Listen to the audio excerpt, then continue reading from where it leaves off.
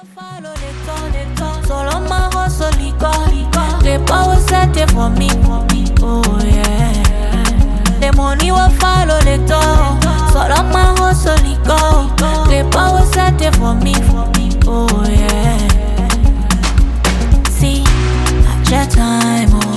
Life like your time, oh. Like your time, oh. Life like your time, oh. Like your time, oh. Life like your time, oh. Like your time, oh. Hey everyone, welcome to yet another episode of Frequency Shift, the visual and auditory experience here to shift your frequency one conversation at a time. Today I have a very special guest in the studio and I'm so excited for you all to meet her. And I'm going to take you guys back to when I first came across her.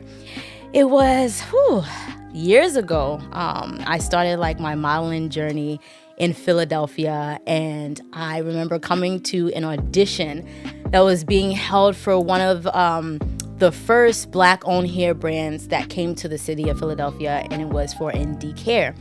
And I was standing in line with this long list of different models, and at the end of it, they were just selecting 3 models. And one of the models that was already there was, she's really big now, Milano de Rouge. She started off there. And then there were other 2 models as well. And then myself got selected.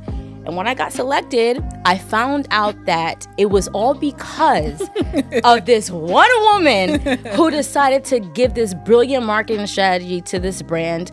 And she is a Liberian and Sierra Leonean sister. Welcome to the show, Carmena Ayo-Davies. Thank you. What an amazing intro.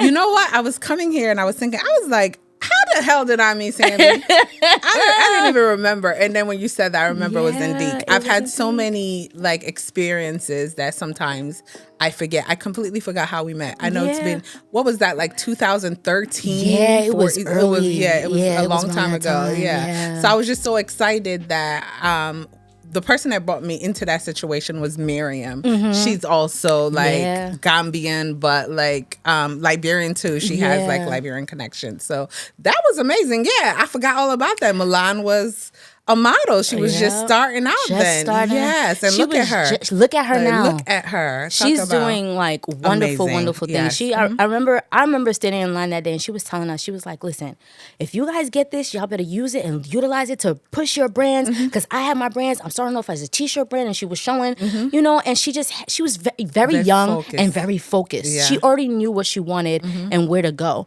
Now you, Carmena, I was surprised when I found out that, first, you were there with Indique, and they said you were the brilliant mastermind when it came to the marketing behind it, and the reason why they brought 3 new girls on board to, model and be brand ambassadors for the brand. And then seeing Miriam also as an African woman, it was very inspiring for me to see at that time, because I was just coming up, and I'm like, these women are doing it. And you had your foot in the door, and you were able to open up a door for me. And you didn't even know at that time that I was Liberian and Sierra Leonean. No, I did not. So tell me first about, because that was the first brand that I met that you were working with. How did you come into working with Indique and coming up with that campaign to bring young girls from Philly on that? Well, I've known Miriam. I think she reached out to me. She probably has to remind me how we met. But again, African girl doing her thing. She was working with the brand. And of course I did PR. I do PR in town. So a lot of people just know that. And I worked with some cool people, I would say. Some interesting folks in town. So people reach out to me when there is a certain look or certain funness, I think. Yeah. I have this energy when, my brand aligns with certain brands that not that I'm calling myself on serious now. I ain't on serious. But it's She's about her business, very much so. But it's this fun, the cool. I always say we bring the cool. Yeah. So, and we know how to introduce a brand correctly into a market. So Indique already had a name, and she was doing it big in Atlanta and all other Black cities. But it was a new store in Philly. Miriam was running the store, so she knew that teaming up with me and us creating this campaign and taken, and we went, I think we did Fox News Yeah, and we all of the did, Fox, yeah. 29 and all of that. So I was that girl to like bring the press and so people would know they were in town. That was so exciting. It was cool. So how does a woman from West Africa, all the way West Africa, Liberia and Sierra Leone, all the way over there, come to the States and starts in her journey of PR and marketing? Like, tell me about the beginning. Like, when you came from, were you born in Africa? You were born here? I was born in Africa. Okay. I came when I was 10. Okay. Lived in Pittsburgh and then moved to Bucks County. I grew up in Bucks County. I went to college in Philadelphia. I went to Cabrini. Okay. And so came into town, like into Philly after my high school years. First school, had my apartment in Philadelphia and all of that. So I went to school for business. Business ad, and PR just kind of fell into my lap because I was more a marketing girl. I worked with a lot of the liquor brands in town. Like, so I came into the whole marketing aspect of things, like doing, back then you guys came after me, but in our time, you weren't the it girl unless you were a promo girl in Philly. I was part of the whole Diageo team. Like we did like Hennessy, Cavassier, Navan, we did Nouveau. So worked with all of that, like marketing, and I did a Cavassier campaign, and they did a movie premiere down in Old City. Okay. And the company that did the marketing for that was a Black-owned company from Chicago. Okay. And the whole concept was behind this movie, this independent film, that they were doing a city-to-city tour. And I was so intrigued. And I was like, I want to start a company doing this. Okay. So the girls that I was doing the marketing with, it was Dawn, who she worked at, she did marketing at Lucky Strike downtown. It was myself, and it was a girl named Holly. Okay. And we decided to start this company. Okay. And the company was going to be called 3BG Marketing Solutions. So it was 3 brown girls. Ooh, okay. That's what 3BG stands for. Yes, I it was love 3 it. of us when it started. So 3BG started, and we did our first event at, what's that called? We did our first event at Lucky Strike, where Dawn was the marketing manager there, and it was called Bowling Against Bullets. Ooh. Yes. Ooh. Yes. That was always my thing. Yeah. So it was called Bowling Against Bullets, and we raised money. And we gave, I forget the name of the group. It's like Mothers Against Violence or something. Yeah. Excuse me if I got that wrong. But basically, we had the mayor at the time. He came. We had the chief of police at the time. He came. And it was like this big thing. We had the news there. And it was our launch party. It was November 30th, 2007. And that was our coming out party. Okay. And Dawn had just gotten married. Okay. And Hallie was trying to get married. She was engaged. So everybody had all these big life milestones going on. And their concentration was no longer in the business. Okay. Dawn had suffered a miscarriage, and she just wanted to like kind of focus on her life. Yeah. So 3BG became 1BG. Oh man. Yeah, me and Dawn are still friends, like on Facebook. I don't know what happened to Holly. Yeah. It started with like she dropped out, and then it was just me and Dawn, and then she had her family. She was concentrating. She was a new wife. And so it just 2BG became 1, and I just kept the name and kept going. How was that shift for you? Because I know, like, I'm sure when it started, you had expectations on doing this with these 2 other, I'm sure, brilliant women, and then going from that to just like, I just have to run this by myself. How was that shift for you, and how did you handle it? I'm a Taurus, so Double. So sometimes change is not our forte, but when it happens, we do adapt, but it's Okay. like we like uniform sometimes. Yeah. And in this creative space, I'm learning to adapt to change now. Like over the years, I'm more comfortable with change. But first, it was just like, kind of like, well, what am I going to do? Like, Yeah. but as I've gotten older, I've learned that I'm the pivot queen. So pivot queen. yeah, now I'm adjusting to that, like being able to pivot now. But back then I had to pivot because I came into the game and it was just going to be strictly marketing. Mind you, I was doing the whole liquor thing. That's how I got into the game. And that was our whole idea. We were going to do movie premieres and launch companies and have these beautiful models and just get paid for that. Then I quickly learned that wasn't a great model for Philadelphia. That was supposed to be, that is an added component to your business, not your full focus. Because for one, Philly doesn't have that market. We don't have movies like that. Like, yes, they come in and film and all of that, but that It's wasn't not a market. base. Yeah. It's not.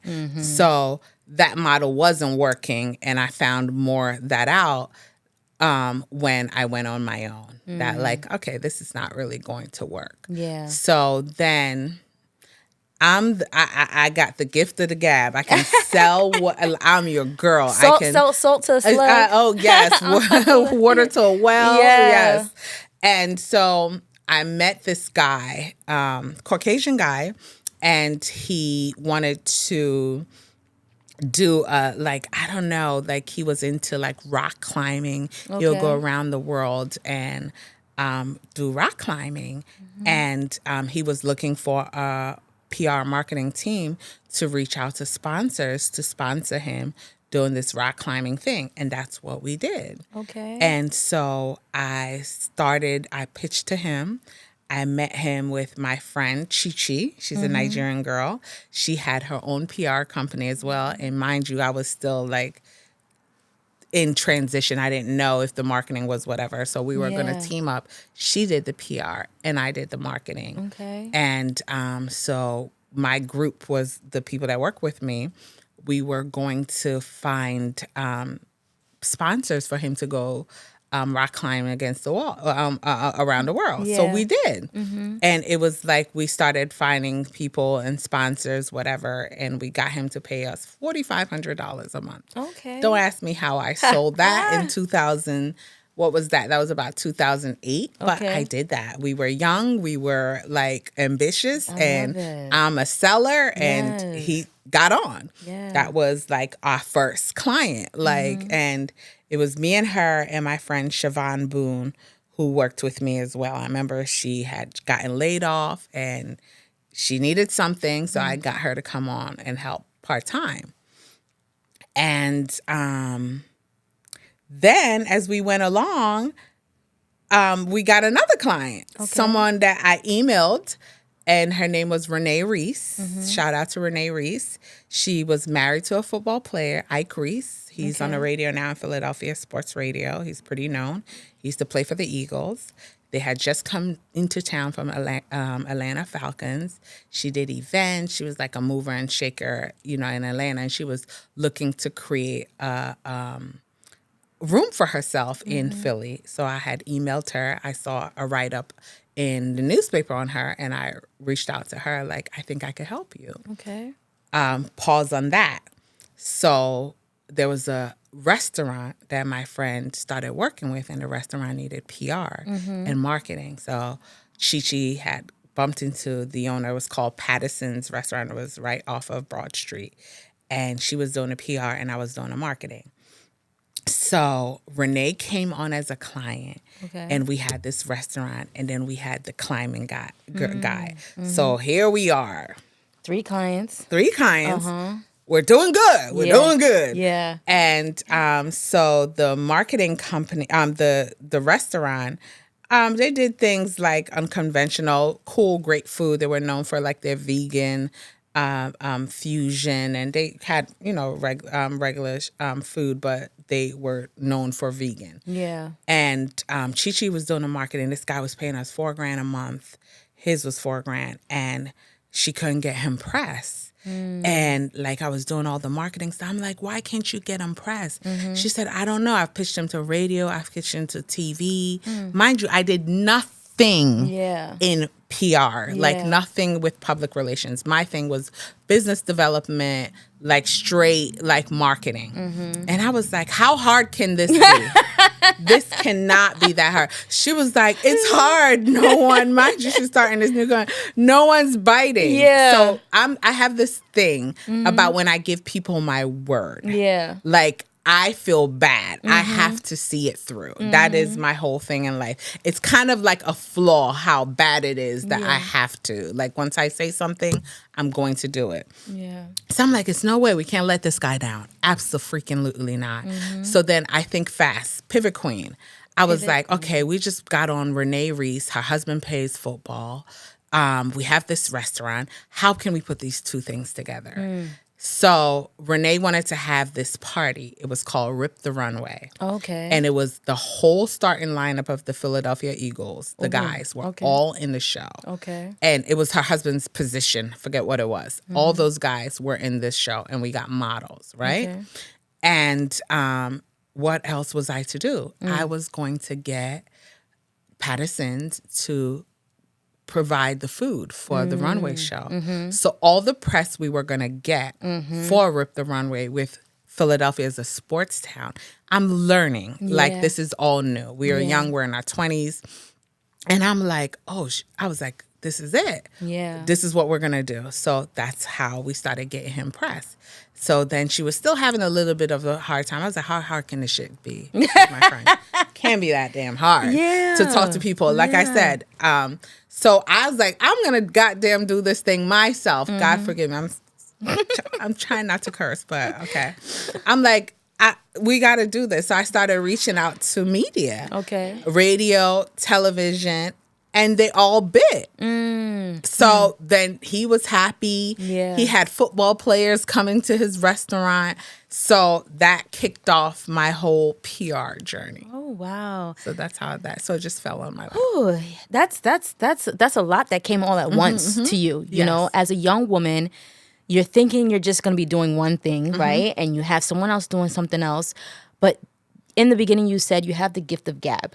That's one. And you're the pivot queen, right? You're in a scenario where you have to think on your feet. Fast. Like, you had these 3 clients, and one client was not really going the way that you wanted to go, but then you found a way to intertwine it to make sense. And then from there, you took it to the next level. That's exactly what we had to do to survive. Carmena, you're brilliant. Thank you. I would say, so what for you with the gift of talking, right? Because talking, I like to say that communication is an art. Yes, it is. And and it's very important. It's very important, and people underestimate the power of having the ability to know how to talk to people. You knowing how to talk to people, was that something that you've done since you was a child? Yes. Yes. And I take pride in that. Some people don't like it, become very direct. Okay. And that makes people uncomfortable. I'm very transparent and I am extremely direct. You're going to know exactly where I'm coming from, and you're going to know exactly how I want things. Yeah. And especially when people are on some bullshit, they don't like that. Yeah. Especially when you call. I'm never rude. My tone is always the same. Yeah. As far as like, because I believe when you start cursing people out and using like foul languages and getting angry and elevating your voice, it kind of what you're trying to deliver as far as accomplish in that conversation, it gets lost, because then they'd be like, oh, she was cursing me out. She was, then it goes to that. But when I'm direct, I'm not cursing. Just letting you know, people, that makes it uncomfortable because you can never say she raised her voice. Right. You can never say she cursed at me. Right. I just address what the situation is. Yeah. Always. And I can attest to that because I've seen you like speak in different situations. Not a lot of situations, but the ones that I've seen you talk in, is like you hit it. It's like you have the hammer, the nail is there, boom. That's it. And that's it. And that's it. And you move with a lot of respect. Like, you move with a lot of respect, the way that you carry yourself, because you yourself are your brand and you understand that, you know that. Yes. But as far as you starting off as, a promo girl, and then making your way into having your company. And then from there, you expanding where you have multiple clients on your roster. And I want to say, Carmena, you have a lot of clients, and you place them in so many different avenues, from Forbes to Essence to Fox to, CNN to your list is you're not a small potato. Like, she not small fries, not small potato, not small potato. This one, this is, you do this. And for the concept of marketing and branding and PR, it's all about image, right? Can you please explain to the audience how important it is when it comes to a brand's image? Image is everything, and fake it till you make it is a real thing in image. I was a broke kid, 3 clients trying, and you know what I did? I got a BMW and I got a office space. Okay. And guess what? I was gonna give you that I had a marketing agency. I know, that's right. And when I did that, they came. Okay.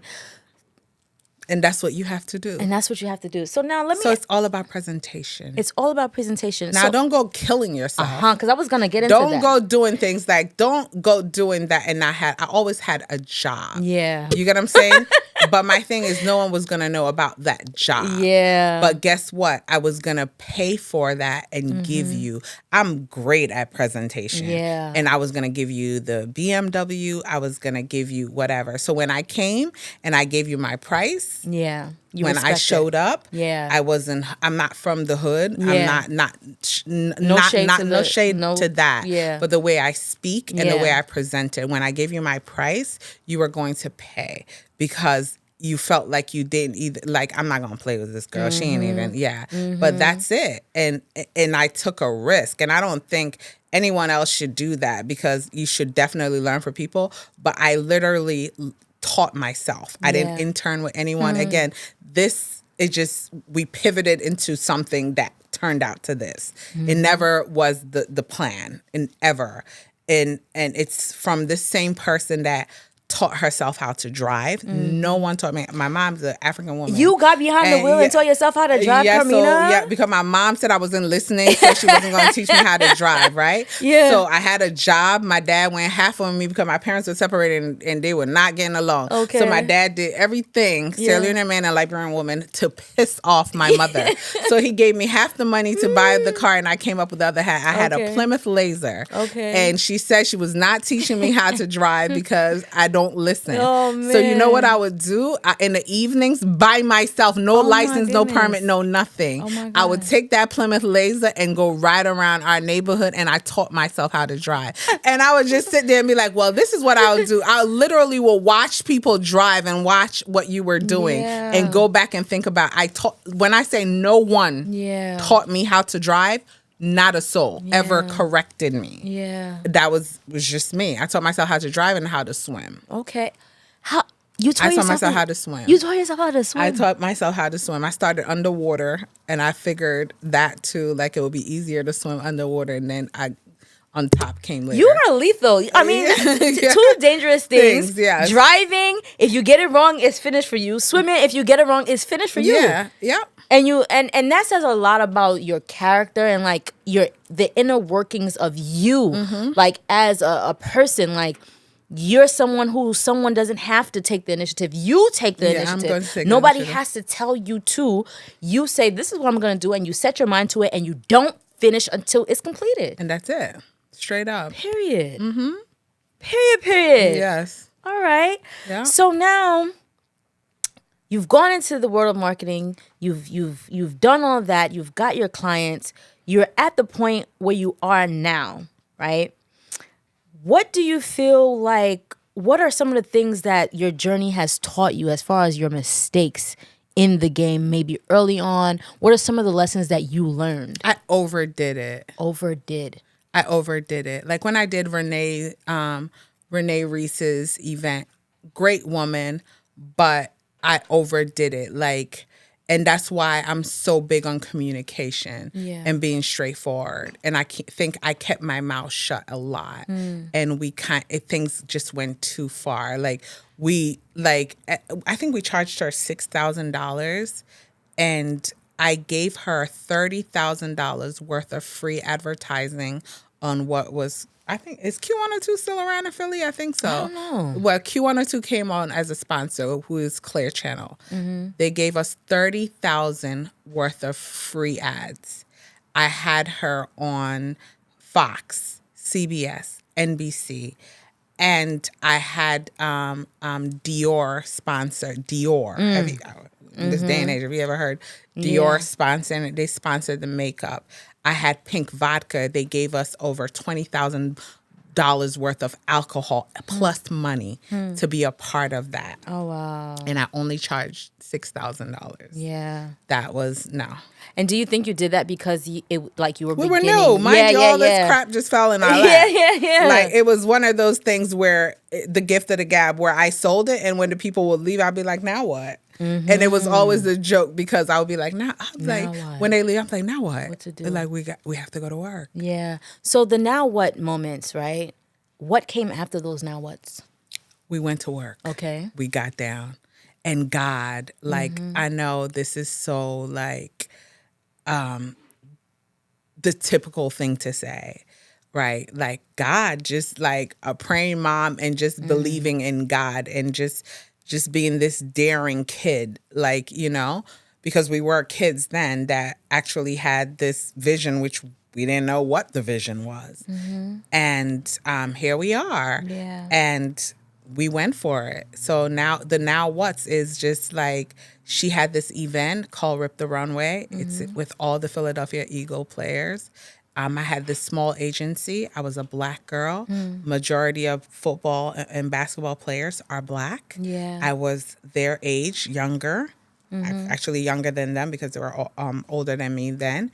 And I spoke their language. Yeah. I'm the chameleon. I know how to be like, man, that shit is not going to work, to like, them people are not listening to like, hi, how are you? My client's here. So I spoke the language. Yeah. I knew how to present in whatever audience we were entertaining. So that made young guys, urban, like working with me, because, you know what I mean? I spoke their language, and I knew how to cater to a certain audience we were targeting, So that event, I would say, as much of a headache and as much as we were underpaid for it, it also put me on the map in Philly.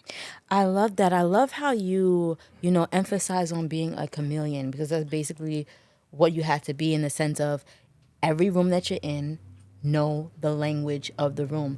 And that means before you got in the room, you're studying your audience before you get there. You have to. You know your audience before you get there, before you, who you're talking to, who you're speaking with, so that you are able to meet them where they are.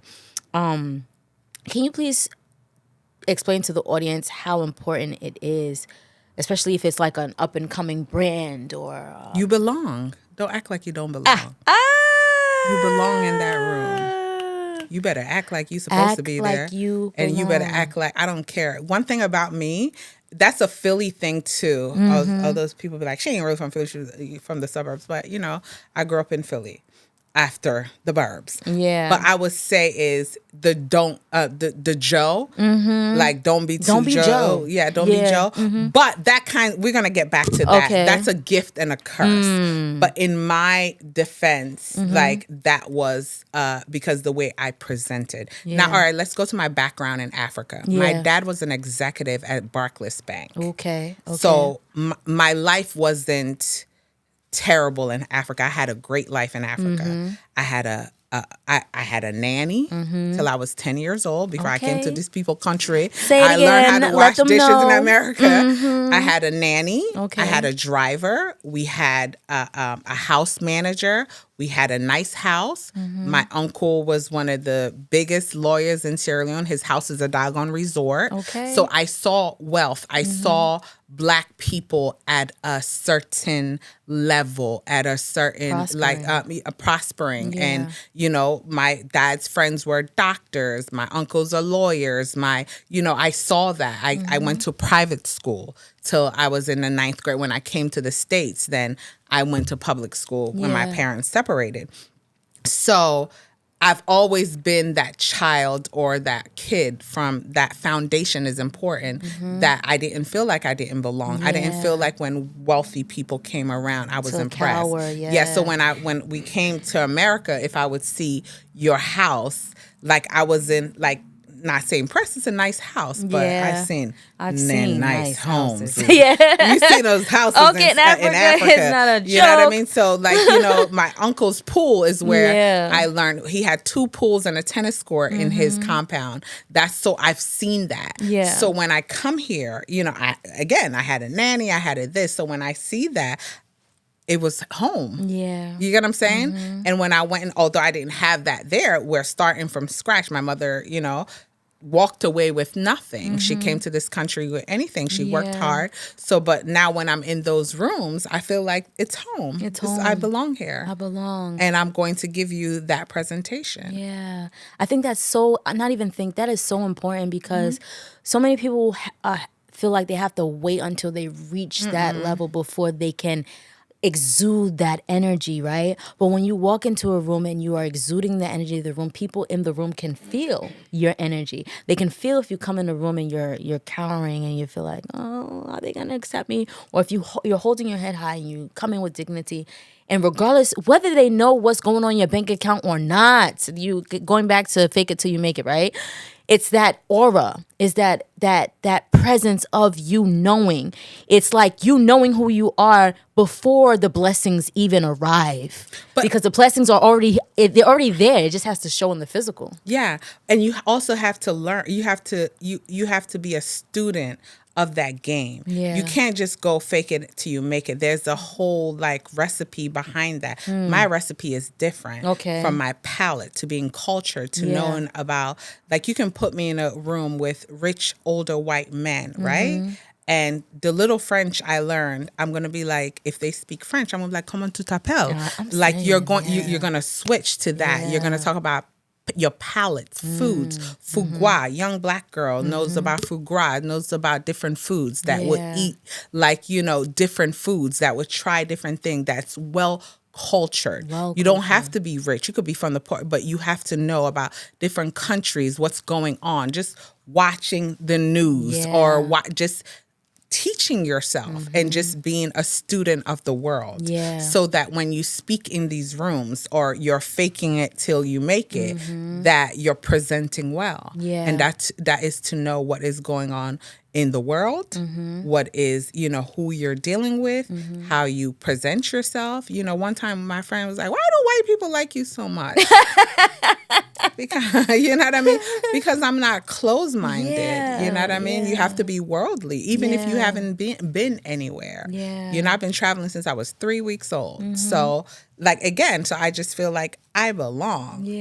So it's nothing, you know? That makes a lot of sense, you know, especially if, like, getting into the game and maneuvering your way in different rooms, because if you're closed off, and people can tell that you're closed off because you can't carry a conversation past anything that and you know, like, so if there are any young ladies watching this and, you know, you're looking to maneuver, not even just young women, men as well, you know, what Carmena just said here is really important, is take the time to be well cultured, well versed on multiple subjects.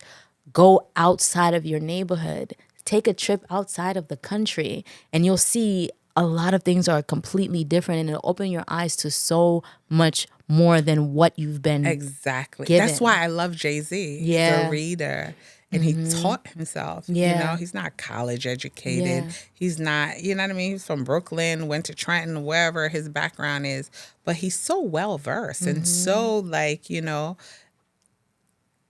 entertaining in a way, to me, in a way that he has broadened his horizon, not just in that whole hip hop niche. Yeah. Like when you actually listen to his interviews or you listen to him and how he speaks and things he knows Very about, intelligent. like very intelligent. So I'll say this like to even a young girl or a young man, like just be a student, just really, really, speak. If you're looking for an investor, speak to them, find out like what it is that world talks to and make teach yourself. Teach yourself. Again, we live in a world where knowledge is free. Like, even if you don't go to school, knowledge is free. You have access to it. You can download a PDF, of a book and read and educate yourself on it so that you're not closed off. And like you said, Jay-Z being someone who could have easily become boxed into the world of hip hop, he knew that he was beyond that, right? He knew that he was bigger than that. That was just an avenue, right? His creativity and his talent was just an avenue to get him into the door. But when he was going into that door, he was studying the game. Yes, as you go up. And like you said, be a student, study the game as you're climbing, as you're going up. And then, you'll be able to get to where you need to go. And you've done a great job on building relationships, respectable relationships, your character, you keep your word, people respect you, you do what you're supposed to do, or you set out, everything you set out to do, you do it. And, that has attributed to your success up until this point. Now, what about the global expansion? Can we expect global expansion coming? Because Carmena, you and myself we were just speaking about that, and the fact that you said global expansion. Maybe that's God speaking to me because my sister just said that in the kitchen the other day. She was like, "I think 3BG can be a global." I was like, "Hey, no, okay." absolutely. She was like, she was like, "I think it can be a global company." She was like, "Because you've done so much, you have such a track record in how you embrace your clients and how you deal with people. Like, I would see international brand wanting that like touch on how you put things together. Like I told you how I put the restaurant and the football players, like how you can see outside of, what's actually in front of you. It's like, you know what, if we take this and, maybe you could do that with international brands and, you should definitely look into that because you have a way. And I think the international market will really appreciate you for that. And it would be exciting to see your next chapter into that. Can you tell the audience how the importance of PR and marketing for an up-and-coming brand, whether it be a music artist, whether it be a model, whether it be an actress, anybody who is a personality? How important is PR and marketing and setting aside a budget to maybe get a PR person or marketing person to push their brand to the next level? PMA is very important. And sometimes Black people miss that. And when it comes to not just artists, but even when it comes to businesses, we start the business and we think you build and they will come. Like we're going to pray. But God, we can pray. God comes through. I know that. God will send the people, but certain things you have to put in place. I always put it's like lighting a fire, right? You have your wood, you have your kerosene or whatever lighter fluid, and you have your fire, right? That's PMA. PR, marketing, and advertising. You need those things. Yeah. I can get you press, right? Yeah. Call somebody right now and get you on the news tomorrow, right? We can come up with a story. Yeah. Trust me, we can come up with a story. So what happens when you go and get this free press, right? People are like, oh yeah, I'm going on TV. What, people will come? Like, maybe not. So then what? It's things you have to do behind that press you just had. Yeah. You have to start putting yourself out there, and that's where the marketing come into place. You have to fan that fire. Fan the fire. Because that flame will go out. If you're not putting more wood to it, put more kerosene, adjusting the fire, it goes off. Yeah. It sizzles out. Yeah. That's how some artists are just one hit wonder because it's just that single. You have to be thinking about your next single when that thing is fire. Now people are paying attention to you. You better be working on what's next. next? Yeah, Yeah. plan B always should be in operation. Okay. Yeah. Always in operation. Always have a functional plan B. Yeah. Yeah. We only have one goal, plan A, but yes, you should always have a functioning plan B. Yeah. So why do you think that, Black people often missed the mark when We it don't comes understand to it, especially Africans. Black Americans are starting to understand Yeah. it. Black Africans don't understand it at all. Why do you think that is? Because we're not educated, Yeah. especially from where we're from in West Africa, especially from Sierra Leone and Liberia. We come from the two of the, we're war driven. My God. Literacy is at the lowest, so Yeah. it's a lot of misunderstanding. Yeah. Like one time, like I'm always like the like if somebody tells me they're African, I'm like, like, you know what I mean?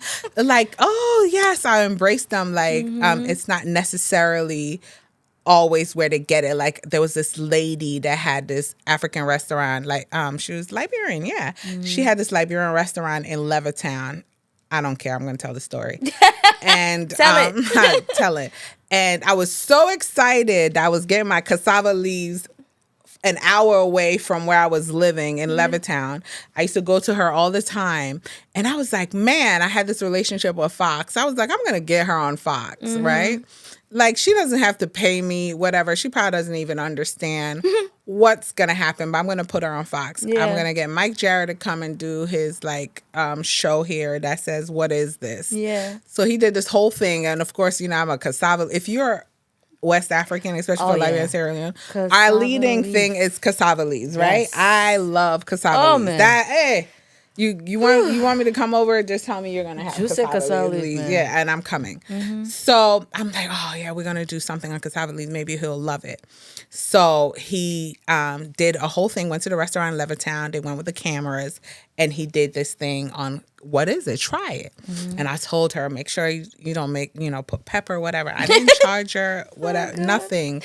I just was excited to give back to someone that was from where I'm from, right?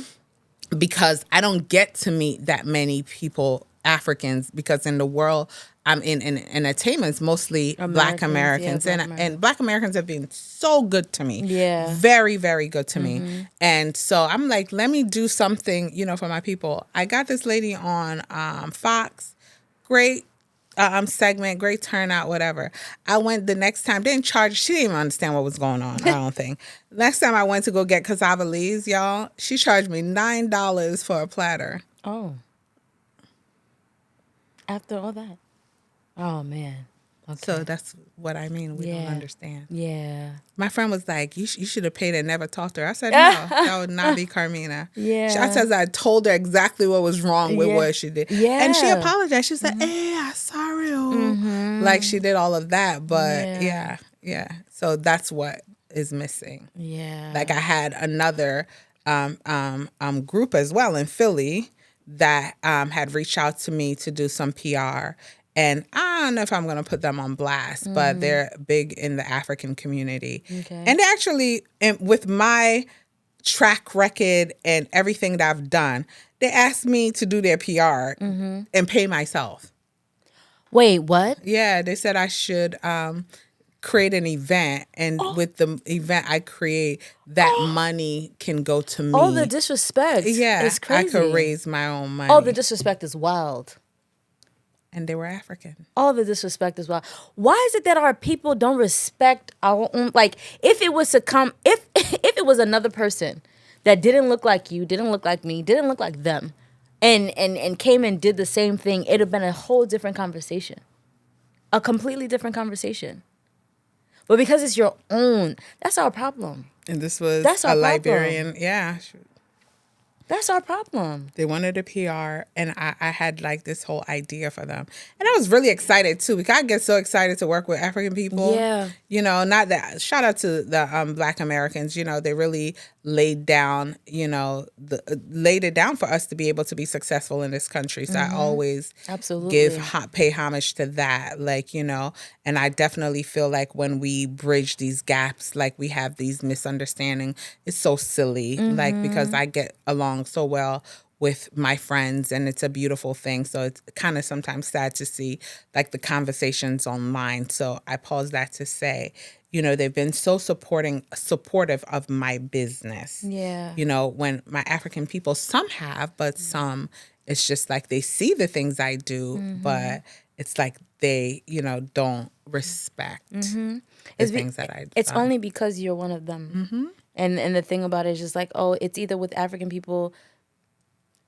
And I hate to say this, but it's the truth. But it's just like, oh, look at just another one. Like, so who is she? Who does she think she is?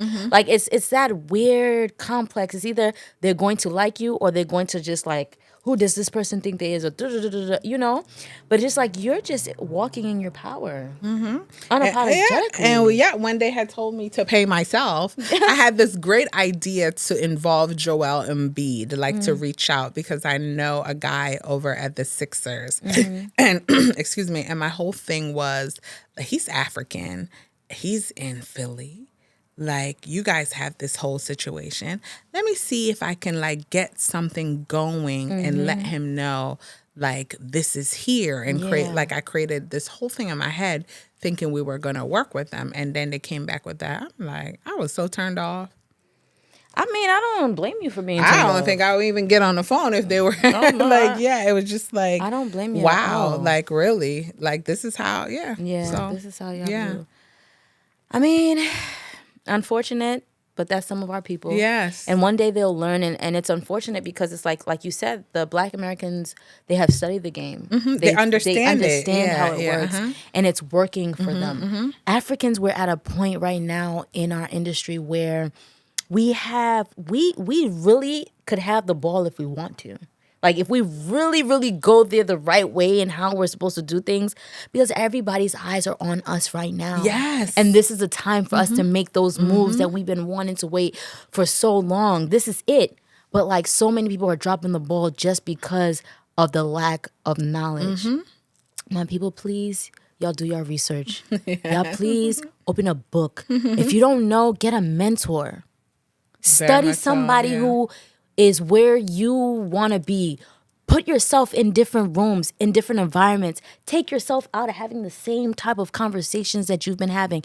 If you are the smartest person in the room, you're in the wrong room. You should always be learning consistently over and over and over and over. It never ends. Never too late, Never too late. You got to be a student of the world. And there's no excuse not to learn. No. There's none. You can't say, oh, my mom, my pa, my this, my that. You start feeling sorry for yourself and switch up that energy and switch up that frequency and get on a frequency of where it is that you're trying to go. And sometimes you learn from different cultures, different races.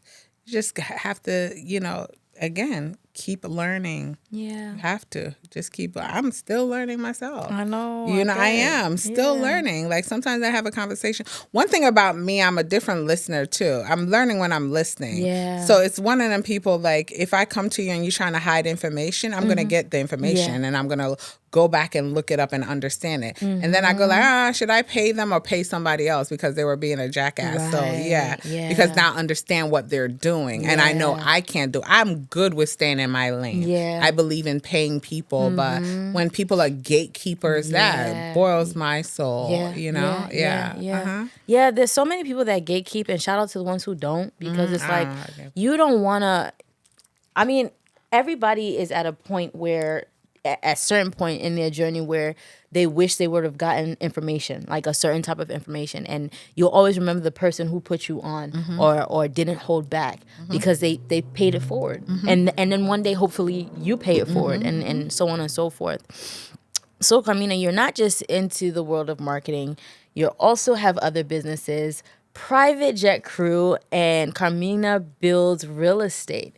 So, I have another one, but I'm not going to talk about it yet. How you going to bring it up and again? So I'm not going to talk about it. We'll see. Okay. I'm just starting. Okay. And I don't want to jinx it. That's good. Protect it as you're creating. But that's my new baby right now. And I'm putting a lot of energy and a lot of money behind it. Okay. So that's the one right now. I'm very passionate about how amazing it is. Can you? Are you able to say what industry or not? It's in healthcare. Oh, so we'll see. Yeah. Okay. Yeah. And I don't live in Philadelphia anymore. I live in a DMV area. And but I'm in Philly a lot. Yeah, You wouldn't know I'm not here because I have a lot of clients here. So I'm back and forth. But yeah, private jet, I've been doing that for a while. So people that, man, I loved y'all when they were giving y'all those PPP and y'all was wasting all People your was money. taking jets everywhere. Yeah, I was taking jets Oh and my stuff, God. man. What? Yeah, I hope your orange man hooks y'all up again.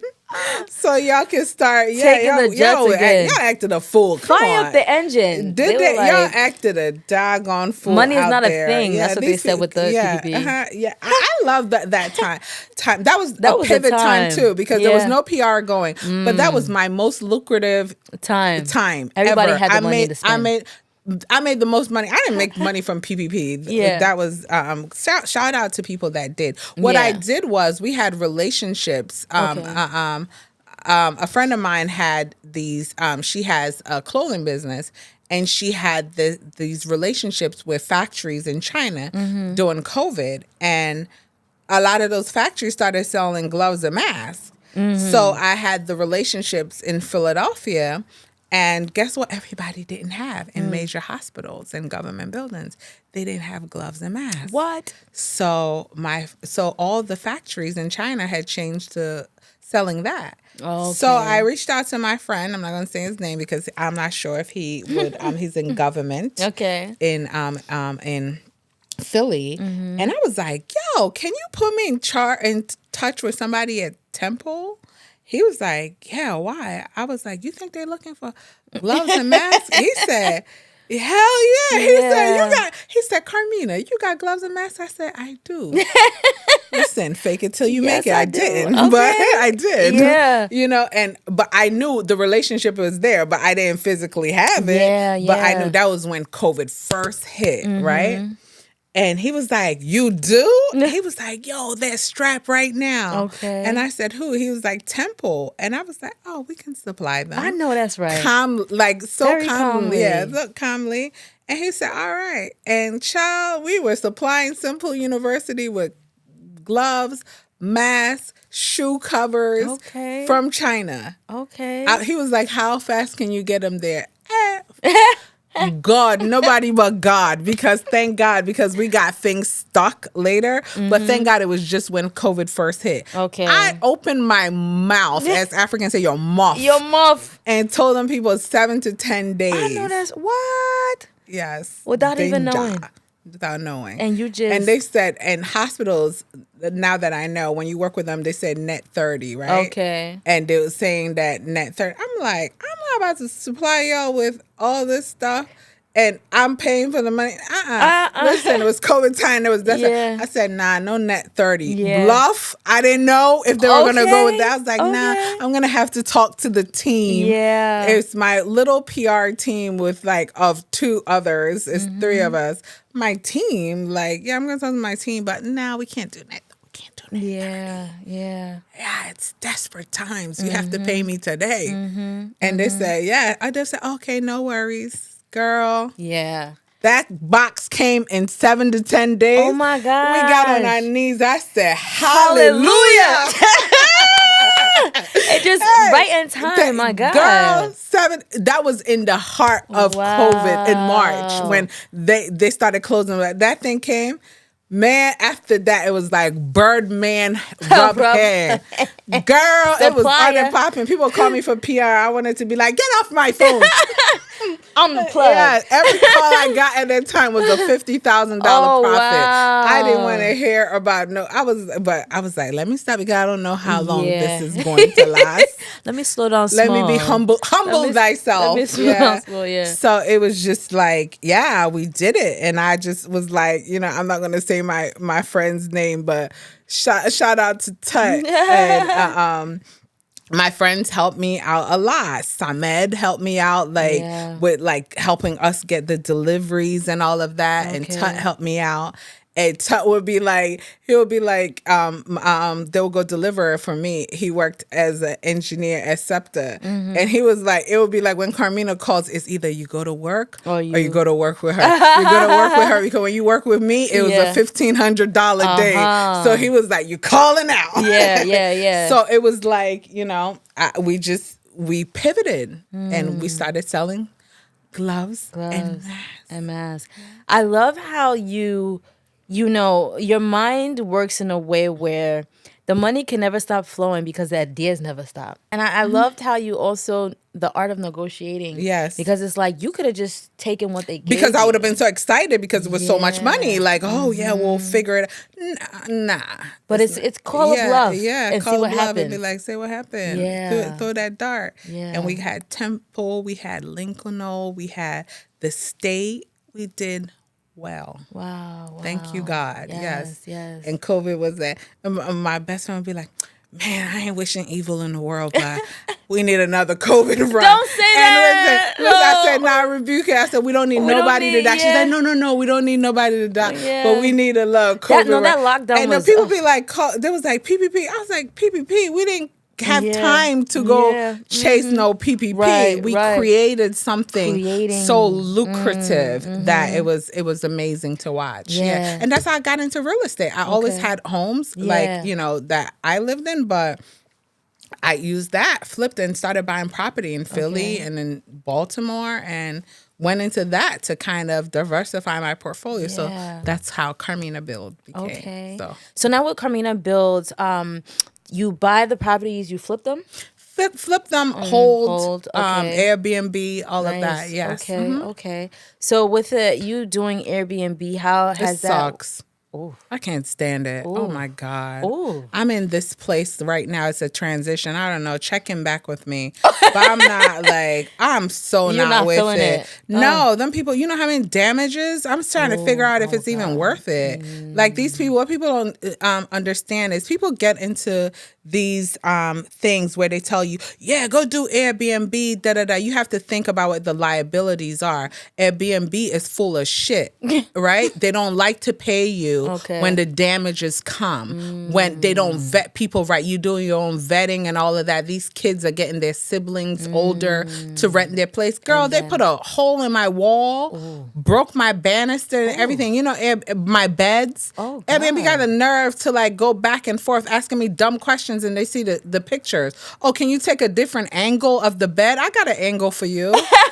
I'm telling you. So it's a lot of I wish we had more time. Yeah. It's a lot with businesses, things that I went through. You have to be very careful with that whole short-term rentals and going into that. You need to know. You have to have money. Yeah. Because if they mess up your things, these people are not paying you. So no insurance. They didn't have there's no they have insurance. But they want you to pay first. So if you don't have money or if this is what you're depending on and all of that, and your house is down. So it's a lot of things you have to take into consideration. Okay. Does it work? Can it be lucrative? Yes, but it's headaches that come with it. Yeah. Because you have people that's having parties. That the kid had a party at my house a month ago. The stupid man, had a bouncer at my house. Checking ID at the door. Oh, wow. 3-bedroom house. Yeah. You know what he said? Philadelphia schools. These kids are on the spectrum, some of them. He said, I couldn't find a venue. So you go use my house? Oh, that's crazy. After you know the rules, yeah. So that's what you have to deal with. So that's how I feel about Airbnb. Okay. Wow. All right. Well, that's I said, maybe I'll change my mind, but maybe a different country, maybe different. Maybe I heard Ghana's giving American prices right now. Y'all overcharging over there. They're tripping. I heard that. They need to calm down with that. Because people are going to Costa Rica and all these places in Mexico. We need to follow those same type of. See, Africans, we forget. The marketing. Use this time. Black Americans are coming. Why?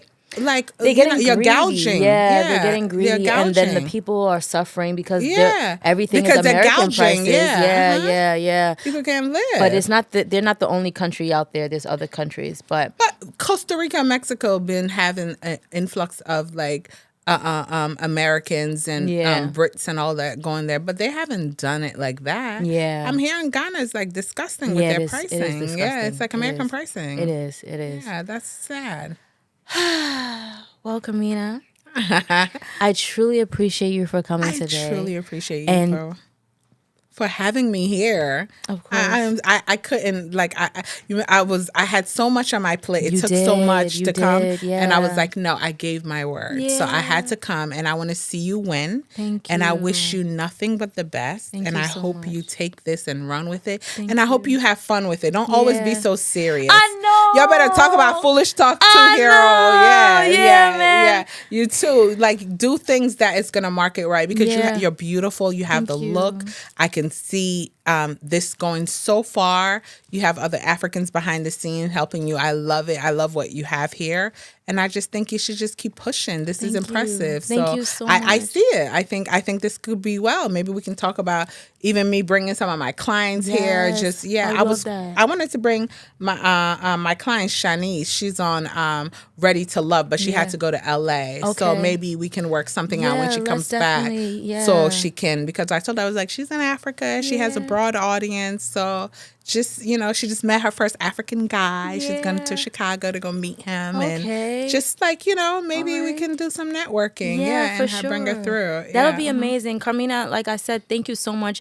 You've been someone who's been supporting me in my journey from the beginning. And I don't want to like tear up or anything like that. But don't. I don't want to tear up or anything like that. But it's just like,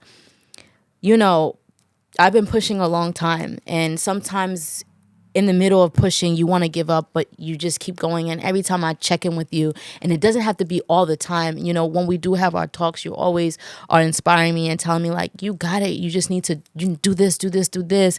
And sometimes it's not that I fall off. It's just that things happen and I have to readjust myself. But this conversation was very refreshing. Thank you. Thank you for the gems that you shared. I know that there's so much coming from you, the powerhouse, and I can't wait to also see that come to life. Thank and you, your thank new baby, we'll check back in, We'll and I check know in. I'll have another story to tell. And I want to say this. You're beautiful. You skinny. Girl, work it. Thank you. You can always call me, Okay. even if you need direction or whatever, because I see it for you. You Thank can you. be as big as some of these influencers. You got it. You have it. I always thought it. I always saw something special in you. And I think you just, girl, run with it. I feel it. And just keep going there. Just use it. Girl, do it. Thank you. I'm telling you, this is going to be good for you. And I like it. And I think just like the whole connection with Africa and here in Ghana or whatever, however I can help you, like Yeah. with like bringing the spicy clients through to help you with like viral moments or just like having more views, I'm here. But like, I like this. I love this. I think this is awesome. I think you got so something. much. You got something there, sis. Thank you. All right. Thank you for having me. Oh, guys, Carmena made me cry. She didn't come in here. She did her thing. But if you have watched today's episode, thank you so much for tuning into another episode. So many amazing gems that she dropped. You see how she got in the game, not expecting that she was going to get in the game the way that she did. She learned, she pivoted, she continued to grow, continue to mold herself, become well-versed, well-cultured, so that she can maneuver every single room that she's entered to get her to the point that she is right now. And if you are watching, make sure you follow Carmena on all social media platforms. Please give them your platforms. You can find me on Carmena Kisses, and then you can like kind of explore from there. It's Carmena Kisses, KISSES. Thank you so much for having me. All right, until next time, peace, love, and light.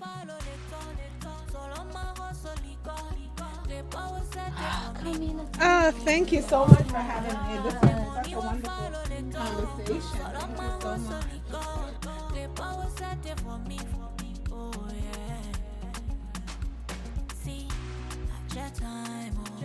Live